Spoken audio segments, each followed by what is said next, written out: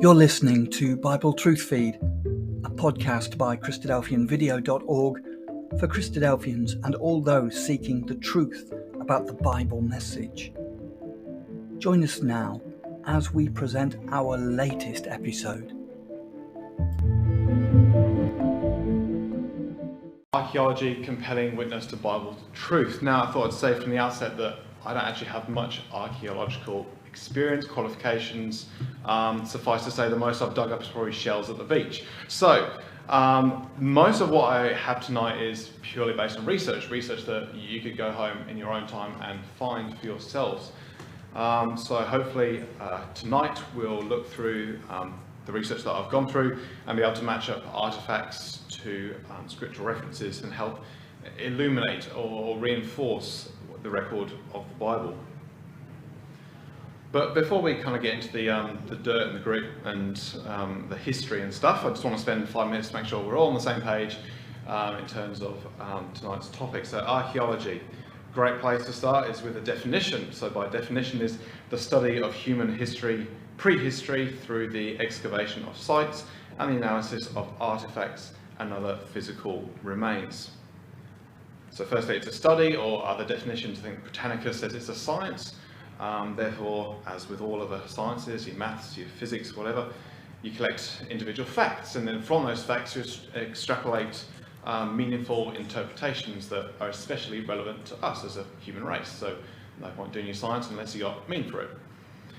Also says that you got archaeology, which excavates or digs up any physical remains, and then you try and work out the story or the history behind that artifact.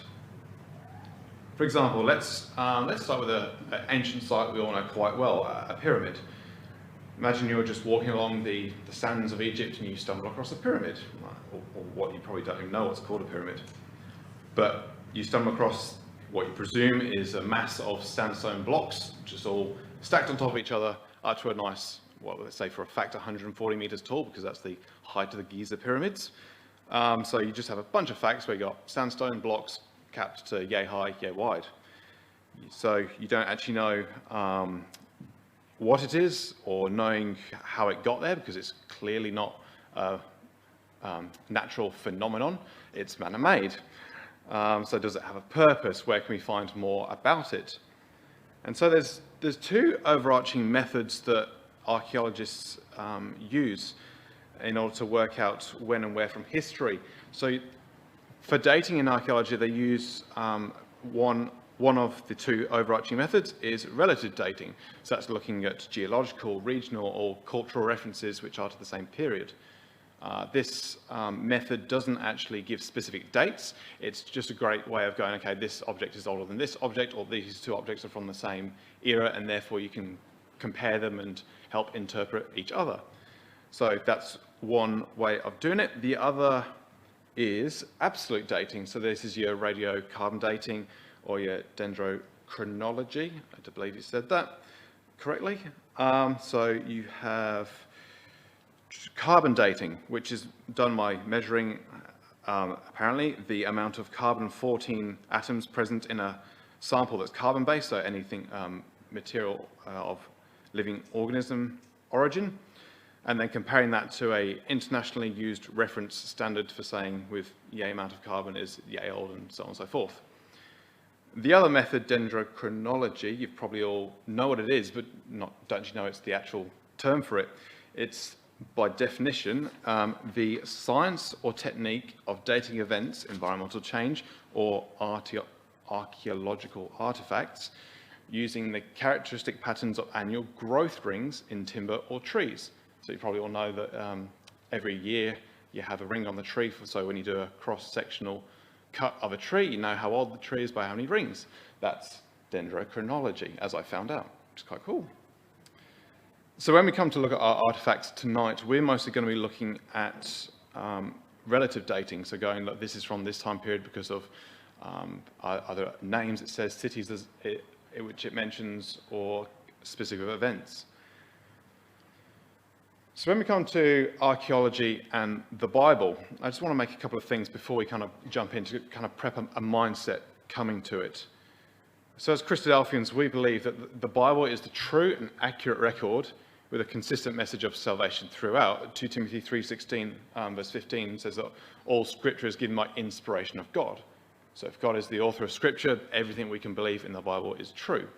So when we come to the Bible and archaeology, we already have a true record and go, okay, how does this fit in with the Bible?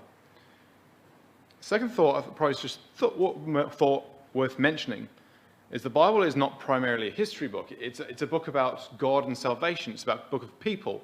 It's not a book of this happened in this year by this person at this date and so forth. Yes, there are books about genealogies and people, but it's not a history book as you would get in your school libraries or whatever. The other one I thought I'd mention is the Bible focuses on the nation of Israel. So we all know, as of 2022, when you look at any map, there's the nation of Israel in the Middle East, with Turkey above, Egypt below, and Iran, Iraq, Saudi Arabia, and Jordan to the east of it. So when we come to any archaeological facts, you're not going to find anything to do with the Americas. So your Aztecs, there's going to be none of that. Even Aboriginal or Indigenous Australian history here in Australia, it's not going to come up because it's specifically to do with the nation of Israel, because the nation of Israel is God's chosen people. Isaiah 43 verse 10 is that ye are my witnesses, that Israel is God's chosen people. And I thought I would say that archaeology is the remains of history. It helps illuminate the Bible. So we have the factual record, as it were, and these physical artifacts are helping us understand or illuminate and reassure our conviction in the things that are true, as it says on the screen. So hopefully tonight we'll go through a few things and go, oh yeah, that matches the Bible really well because of this, this and this. So it's all good and well to say we're going to have these valid historical artifacts, but I just thought I wanted to start with the validity of the Bible itself with the Dead Sea Scrolls, which is also archaeology. Great, funnily enough. So the Dead Sea Scrolls, also known as the Qumran cave scrolls, they're ancient Jewish and Hebrew religious manuscripts that were discovered in 1946. Upon examining, they found that they're dated to between the 3rd century BC and the 1st century AD. So that's between 1800 and 2000 years ago, just before the time, or around the time of Jesus Christ. They're considered to be, as Wikipedia says, keystones in the history of archaeology with historical, religious, and linguistic significance. So not only does it collaborate of historical events, yes, these happened, but also collaborates the Bible and also linguistic for those who love their languages. It's the oldest living manuscripts of the Bible included in the canon of scriptures, and over 85 of the manuscripts found in these caves were fragments from books of the Bible. Books like majority of Isaiah was found, several chapters of Habakkuk, majority of the Genesis record, parts of Exodus, Leviticus, most of Numbers and Deuteronomy, several chapters in Ezekiel, Daniel's mentioned, even the Psalms, there's several chapters there, most of the chapters of Job, a few deciphered paragraphs from Ruth, Lamentations, the whole of 1 Kings, and even the opening of Song of Solomon. It says in one other place that nearly all Old Testament books, excluding, I'm not sure why, the book of Esther, has some form of fragment found in these Dead Sea Scrolls. And the thing with these Dead Sea Scrolls is that, according to one source, they were found to be 99.5% identical to the Bible, which you could buy from the shelves in any bookshop today in 2022. So that's to say, over 1800, 2000 years, the Bible's text, its message, what it says, word for word, has not changed. So when we come to compare these, actually they're all stone tablets or whatever, that they are valid, and also the Bible is valid, so you can compare them with a lot of confidence.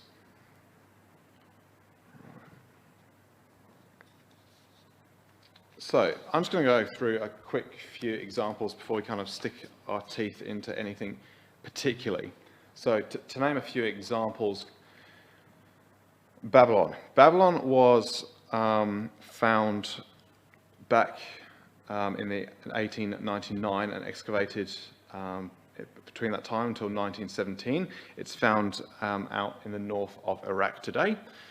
It's not exactly accessible due to war, civil unrest and everything, but through the several archaeological digs done through it, they've discovered what I think, actually I was reading somewhere that if you go to see it today, there's an oil pipe going through one of the outer walls. A lot of it's inhabited because it's all been cleared out, and so it's literally just structural buildings standing there. So as you can see kind of on the bottom right, if you want, it's just a skeleton, so people are kind of to start to go back in. But back in its heyday, we have the Ishtar Gate on the right, which was taken by a very wealthy archaeologist back in the 1880s, I think it was, from Germany, and he decided to take it brick by brick and took it all the way to Berlin, where it stands today in the Berlin Museum.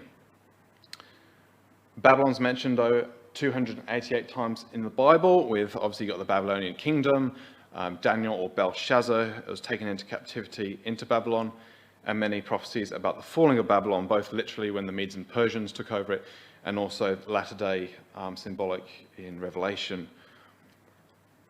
Another one, Ur of the Chaldees. This site was first identified as Ur in 1849, but was most of it was excavated, that's the word, in 1853 to 1855. In the 1920s and 30s, a British archaeologist, Leonard Wooldley, dug up some 35,000 different artifacts from Ur, including spectacular remains of a royal cemetery that included over 2,000 burials of various golden helmets, crowns, jewellery that all dated back to about 2600 BC. It was found roughly the same time as King Tutankhamun's tomb. So that, obviously it was a lesser discovery, so it didn't make much of the headlines compared to the jewels and the gold and wonders of King Tut's tomb. So it had multiple excavations. I think I read somewhere that one of the boats going back to Europe was taken over by pirates. So there's a lot of artifacts under the underground market throughout the world somewhere from this site, but I don't know, search as you will. Although it is now found in a very flat, dry plain, Ur was once a bustling port by the river Euphrates, and over time, obviously, the river Euphrates has changed course and direction, with canals filled with merchant ships, warehouses, and weaving factories.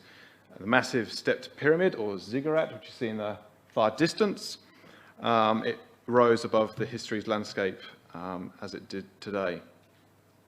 Just one thing I want to kind of caught my eye, was that when they were excavating the four corners of the ziggurat at the top, there was found a clay cylinder bearing the inscription of Nabonidus, which is the last king of Babylon, about 539 BC.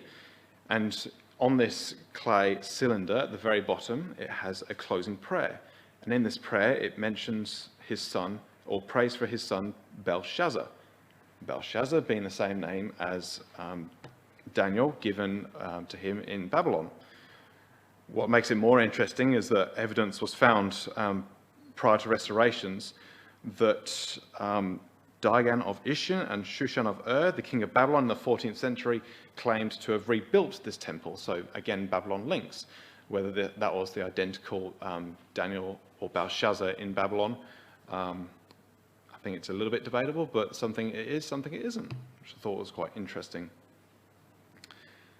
So I kind of want to get into a few more specific artifacts. The first one is the Menephtath stele. I believe that's the pharaoh's name, so hence I'm just going to go Pharaoh's stone. It was discovered in 1896 by British archaeologist Flinders Petrie.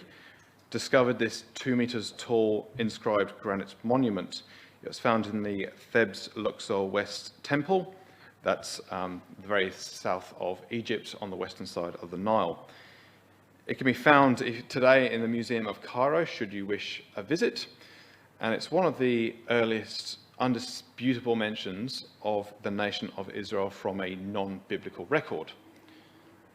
So the stone was created by Pharaoh Meneptah, the pharaoh, son of Ramesses II, which is quite a notable pharaoh for his military victories.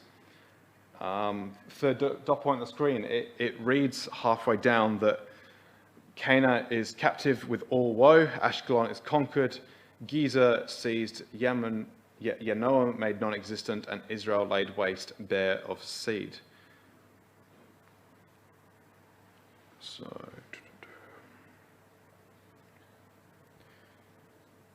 when it comes to timing of where this stone fits in history, there's a little ambiguity, I think that's the word, as to where it fits in, because there's a lot of debate over the exact dates of when the children of Israel came out of the Promised Land, went through the Red Sea, came out of Egypt into the Promised Land, crossed the Red Sea, walked in the wilderness for 40 years, and then came into the land of Canaan. So it's enough to say that they're referred to as a people that would suggest that they've been settled there for a long enough time to become settled and become enough of a nation for a pharaoh to want to note it in his military expertise. So it's fair to say that it's probably somewhere after the time of Joshua and in the early times of the Judges.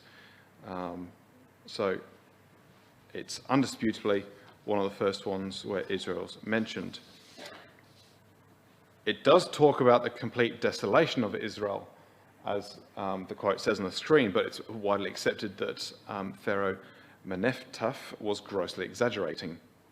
After all, the nation of Israel is still recognizable today. Plus you have Judaism, Islam, and after a while Christianity coming from the nation of Israel.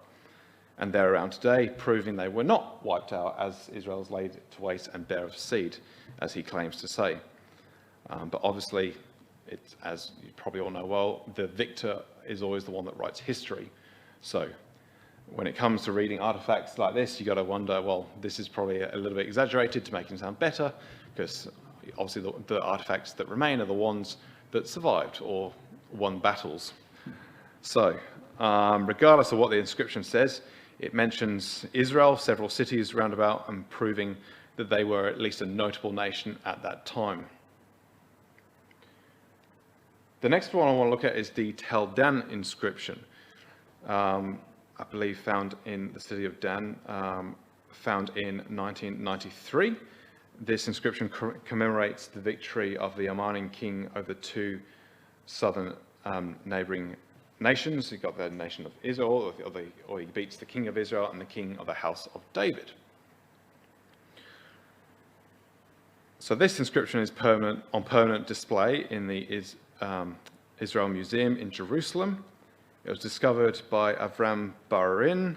It was a small broken slab that was discovered, believed to be part of a large victory stela or stone to commemorate the Amarnian king's victory. It's dated back to the 9th century BC, where King David, as it says in the inscription, and became known as the Tel Dan inscription, which provides the first historical external of the Bible evidence of David's existence. The broken inscription refers to the house of David. So we've got David, because he's got a family, a seed, a house after him, and he's also the king of Israel. So that if the descendants are king, it's logical enough to say that his forefathers were a king. So we have King David, the very one and the same found in the book of the Bible. So the Amarnian king boasts that he, under divine guidance of his god Hadad, vanquishes several thousand Israelite and Judite horsemen and charioteers before permanently dispatching both his royal opponents.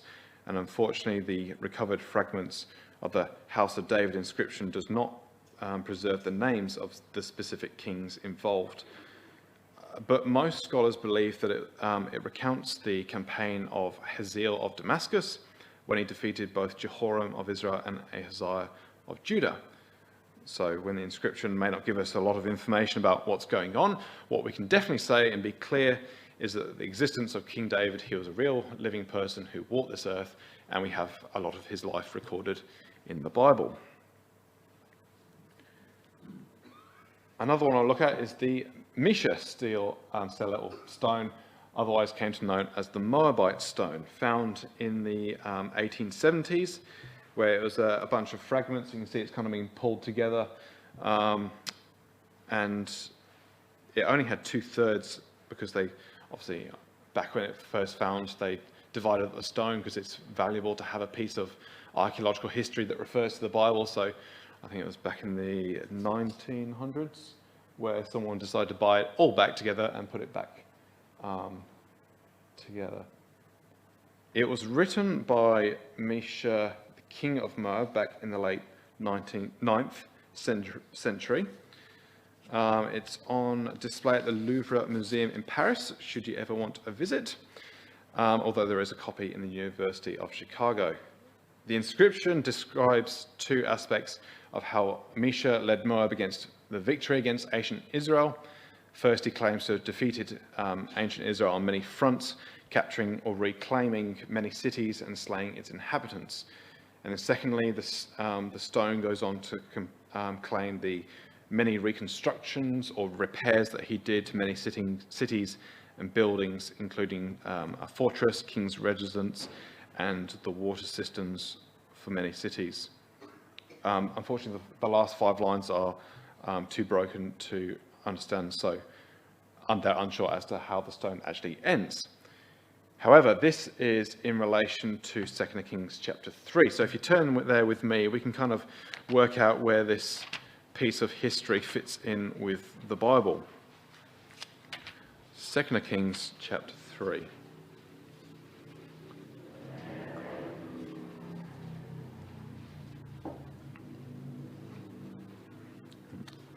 So 2 Kings chapter 3 and verse 5.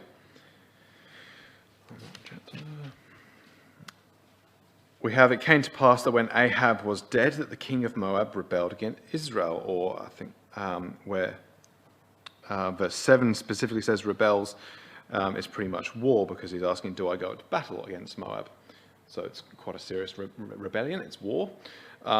So when Ahab dies, Moab thinks, oh, great vulnerable time to attack Israel, and this is a great time because they have no king. So the inscription, as it says on the next slide, so halfway down the stone, it says that the men of Gad lived in the land of Atroth from ancient times, and that the king of Israel built Atroth for himself. Another one there. And then to that second, the 7th line of the stone, where it says, and Chemos, who's the god of the Moabites, said to me, go take Nebo from Israel. And I went down all night and I fought against it from the break of dawn until noon, and I took it. So when you look at the record in 2 Kings chapter 3, from verse 5, and you have that Moab came up against Israel, as the king of Mesha, the king of Moab, claims also in his stone. Verse 7, you have Jehoshaphat going, shall I go up against Moab, who's come against me? He says, I will go up, and which way? He goes via Edom at the end of verse 8. Verse 9, the king of Israel, the king of Judah, and the king of Edom go 7 days' journey through the wilderness. And that's kind of what I highlighted here, where we've got, I went in the night, fought against the break of dawn until noon, and took it. So this is less than 24 hours for the king of Moab to come down and take over Moab. But we got at least a 7-day response according to the Bible. So hence, maybe this is enough time for this tablet to have that paragraph or two inscribed, or whether it was at the end of his life.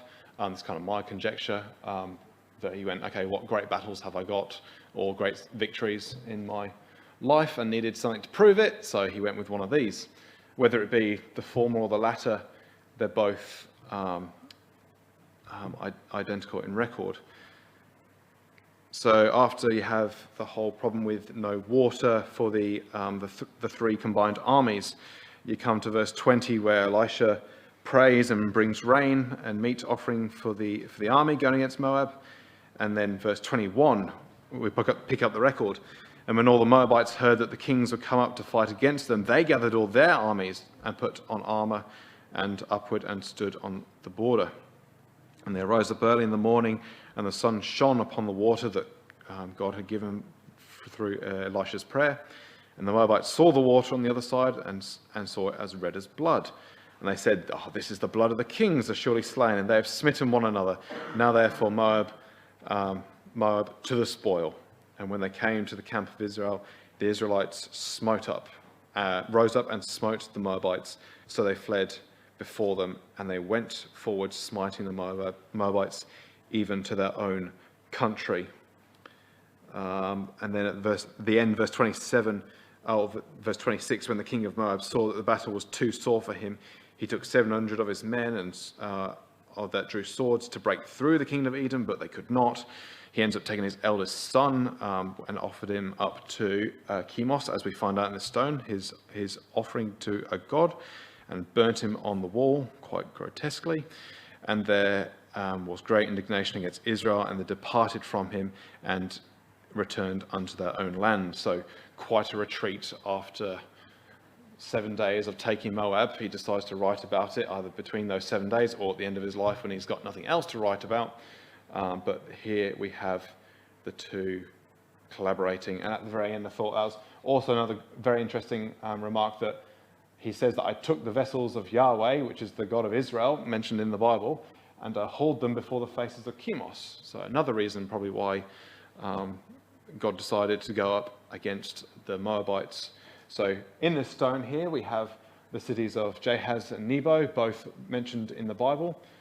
We have, as we saw, the Israelite God Yahweh mentioned, the kingdom of Israel, and I didn't mention it, but a few lines up from that, we have the house of Omri, which is also mentioned in the Bible.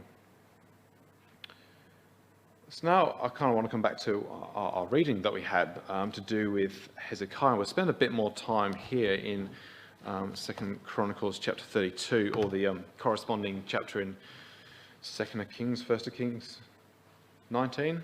1 Kings 19, I think it is, with Hezekiah and Sennacherib.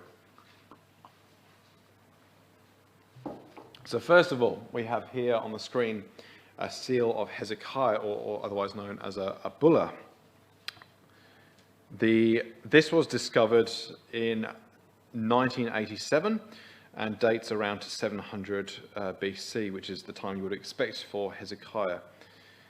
The bulla, which mentions, as it says in the scale, approximately 1 centimetre across, and bears the seal and impression depicting a two-winged sun disc flanked with an annex symbol, which is that one on the side there. So you've got the two-winged sun with the annex symbol, and it contains the Hebrew inscription belonging to Hezekiah, son of Ahaz, king of Judah. So we can see we've got King Ahaz, because he's a king of Judah, King Hezekiah, and son of Ahaz, Ahaz being the father of Hezekiah, as it also says in the Bible. So this was found in the ancient Near East, so the old city of David in the east of it. Clay bullas, they were made to secure the strings tied around documents, and the seal or bulla was made by pressing a seal into a wet lump of clay, and it served as both a signature and a means of ensuring authenticity of documents. So Hezekiah's a genuine person, which we read about tonight, and we're going to see a few other things about his that can collaborate. The next one is Hezekiah's tunnels. Now this is something which I think is a bit of a youth group activity in Israel, to go and walk through, as it's only ankle or knee deep, and you can walk all 533 meters long of it. If you look at verse 30 at the end of 2 Chronicles 32, it says that this saint, so this is at the end of his life, like 29th context, moreover, God provided to Hezekiah cities and possessions of flocks and herds in abundance, for God gave him substance of very much. Verse 30, this same Hezekiah also stopped the upper watercourse at Gihon and brought it straight down the west side of the city of David. And Hezekiah prospered in all his works. So as mentioned in verse 30, we have the Gihon spring and pool, which is outside the city of David. So you have the end of the wall coming down here, which will join up here. And the Gihon spring is sitting outside the city. So Hezekiah, in his, I suppose, God-given wisdom, decided to bring the Gihon pool, spring pool in the city and channel a tunnel so that it goes all the way down to the pool of Siloam. So there's fresh water source inside the city, which turned out to be a great idea when Sennacherib comes along. As you can see, it goes along, as it says in verse 30, the west side of the city. So they followed, the words on the next slide, where is it? Fissure, that's the one I'm after. Fissure in the rock all the way down to the bottom, because halfway through when the two teams met, because one dug up from the pool of Siloam, one from the Gihon spring, they met in the middle, and you have this inscription that is found.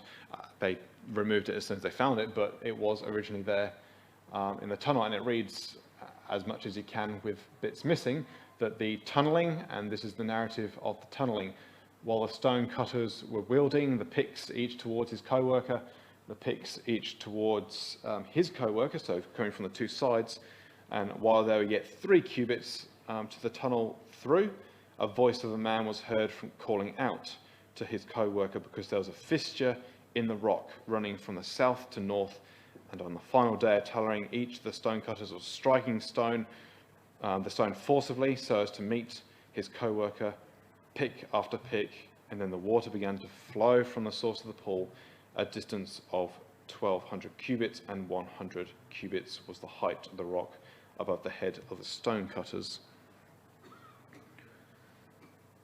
If you come with me to Isaiah chapter 22, it's a very interesting verse came across in relation to Hezekiah's tunnel. So Isaiah chapter 22 and verse 9, when considering the great, I suppose, engineering feat of ancient Israel, that when you come to Isaiah chapter 22 and verse 9, it says, "Ye have also seen the breaches of the city of David." So yes, we're talking about Jerusalem, city of David, "that there are many, and ye have gathered together the pools, the waters of the lower pool."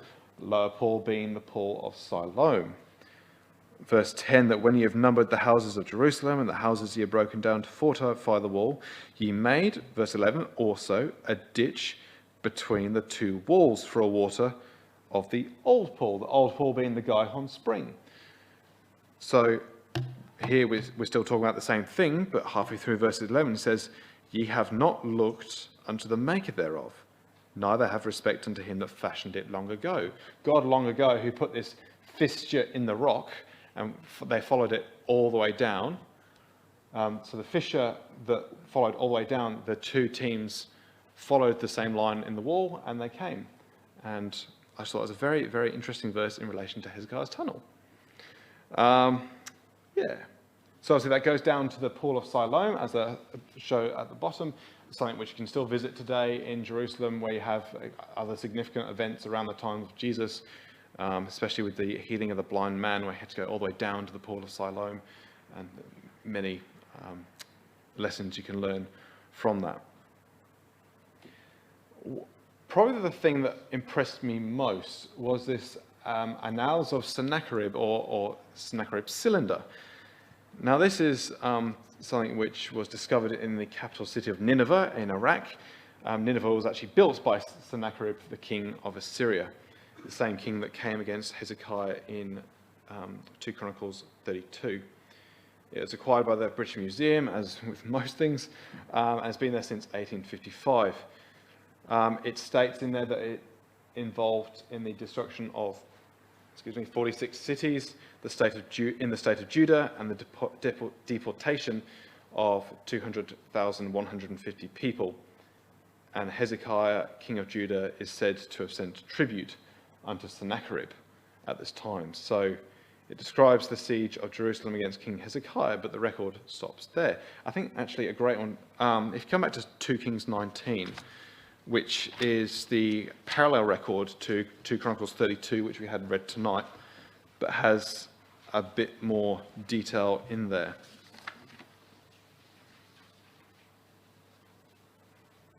So in 2 Kings 19, verse 35, it came to pass that night the angel of Yahweh went out and smote the camp of the Assyrians in 405,000, and when they rose early in the morning, behold, they were all dead corpses. Verse 36, so Sennacherib, king of Assyria, departed and went and returned and dwelt in Nineveh.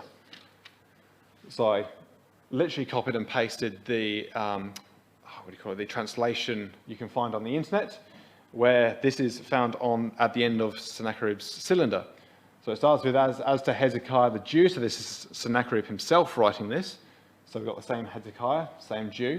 He did not submit to my yoke. I laid siege to 46 of his strong cities and walled forts, as you might know from Bible knowledge, that he came down through the land of Israel and came to Jerusalem, taking all those cities in his wake, and countless small villages in their vicinities. I conquered them by means of well-stamped earth ramps, battering rams brought thus near to the walls, combined with the attack of foot soldiers using mines, as in tunnels, I presume, not bombs, because they didn't have them, breaches as well as sapper work, and I drove out of them 200,150 people, young and old, and considered them my booty.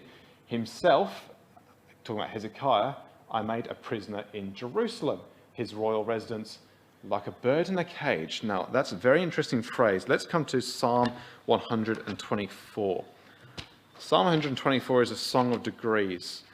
They were, what is accepted, written as by King Hezekiah. So the very same king that is in this predicament against Sennacherib. Psalm 124. Let's go verse 6. Blessed be the Lord, who hath not given us as a prey to their teeth, or our soul has escaped as a bird out of the snare of the fowlers.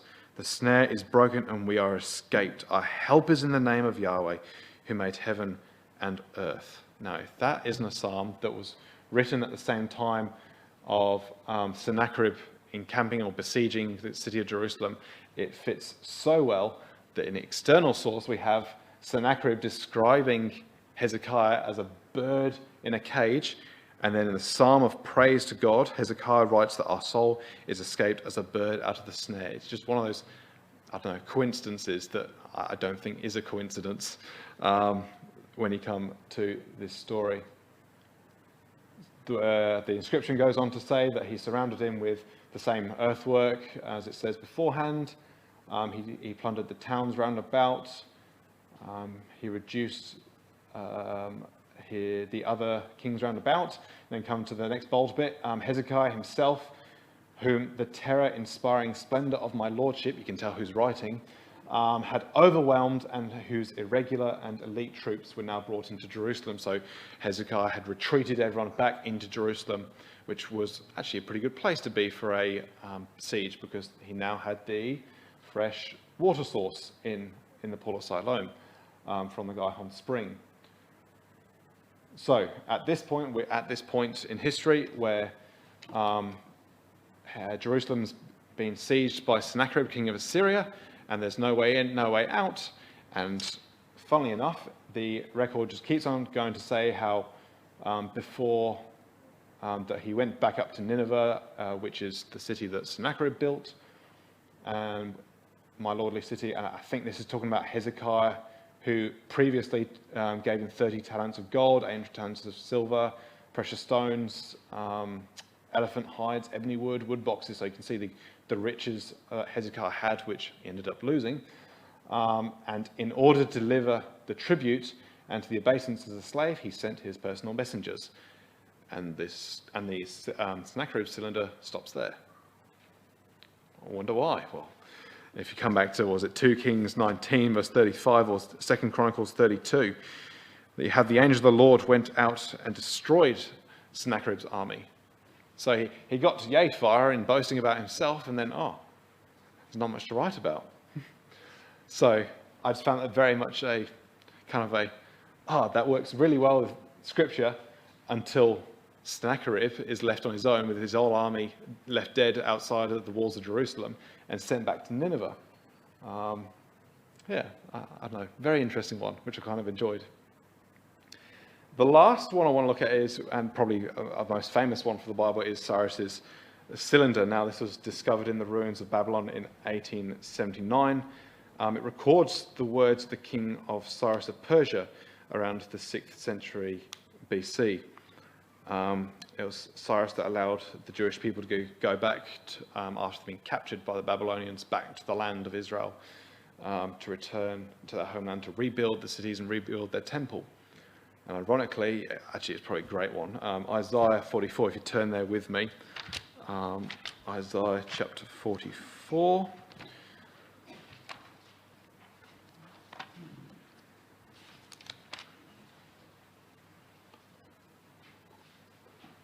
So Isaiah 44 is a prophecy of this coming King Cyrus. It gives a specific name, which leads to many skeptics of the Bible believing that Isaiah 44 was written after Cyrus took over Babylon, but it's actually a prophecy written beforehand.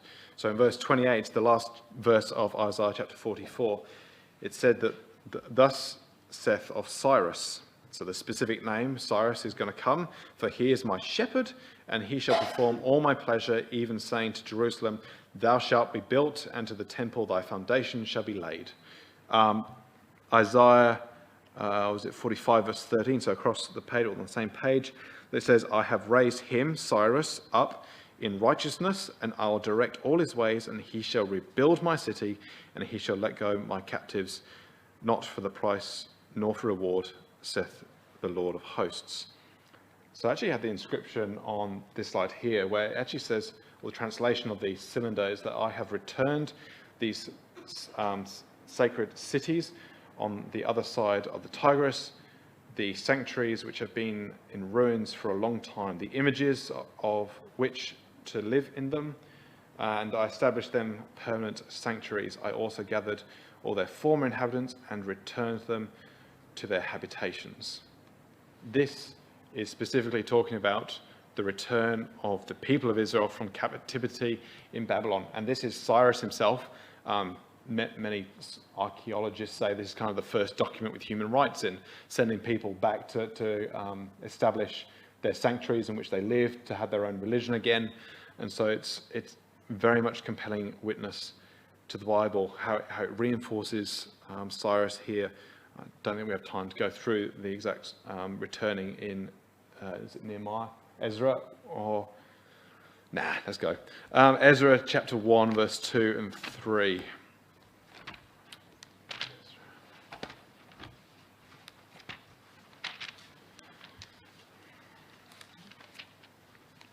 So at the very start of the book of Ezra, we have now in the first year of Cyrus, king of Persia.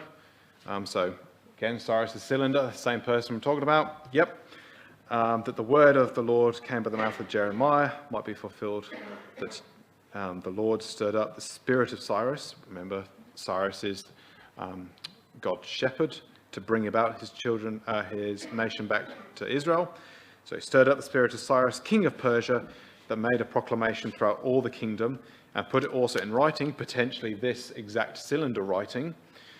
And thus saith Cyrus, king of Persia, the Lord God of heaven hath given me the kingdoms of the earth, and hath charged me to build them a house in Jerusalem, which is in Judah. So those exact words aren't found in this cylinder, but they're essentially the same sentiments, the same kind of wording. So very much compelling when you come to archaeology and the Bible. So what we've looked at tonight, I just kind of want to make the point that if all these historical records match up with the Bible, the record of the Bible is true, it's accurate.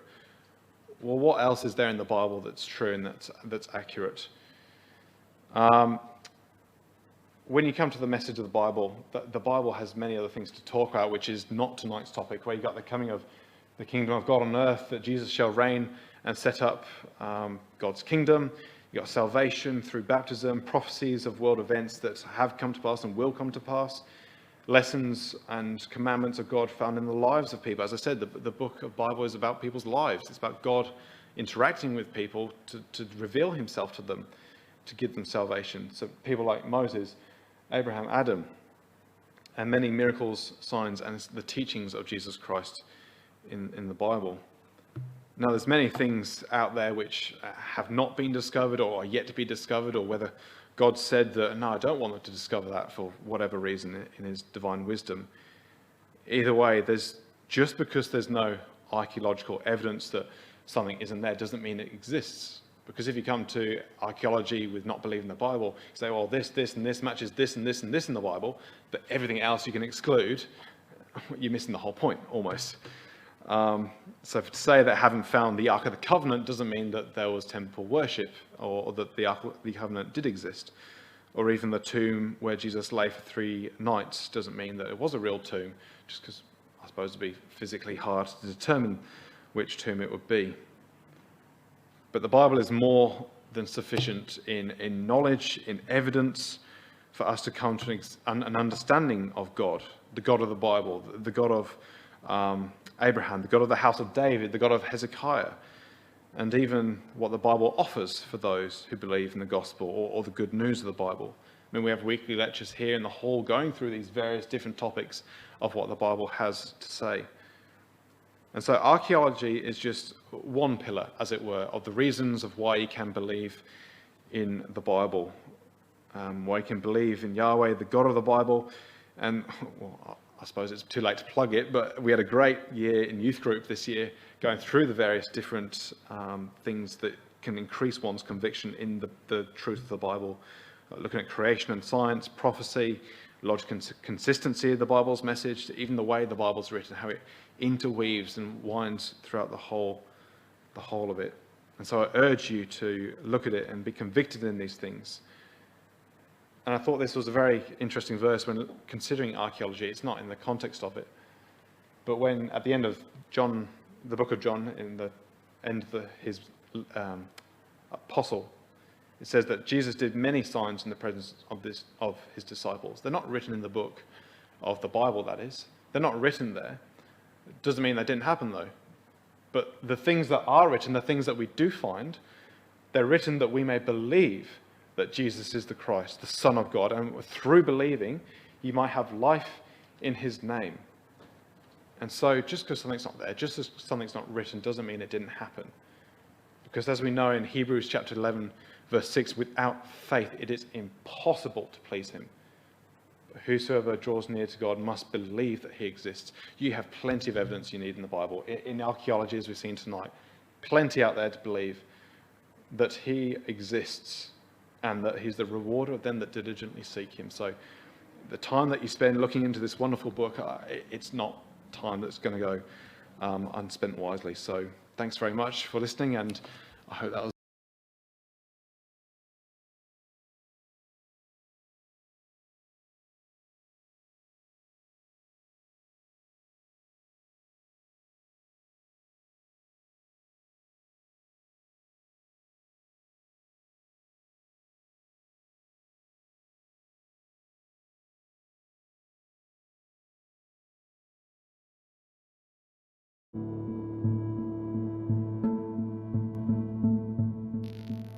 Thank you for joining us. We hope you found the episode helpful.